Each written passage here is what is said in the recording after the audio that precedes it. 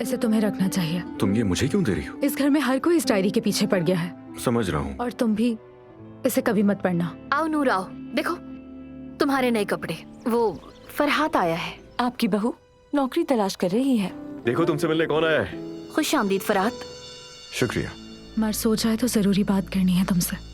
लगता है आयतुल आंटी ने फार्म के उसूलों को नरम कर दिया है। कल सुबह सुबह यहाँ से चले जाना और फिर हमारे सामने कभी मत आना। उस हादसे के बाद मैंने कई बार आपके सामने आकर ये पूछना चाहा था, आप अपनी बेटी की शादी उससे करवाकर जो उससे मोहब्बत नहीं करता, क्या आप खुश हैं?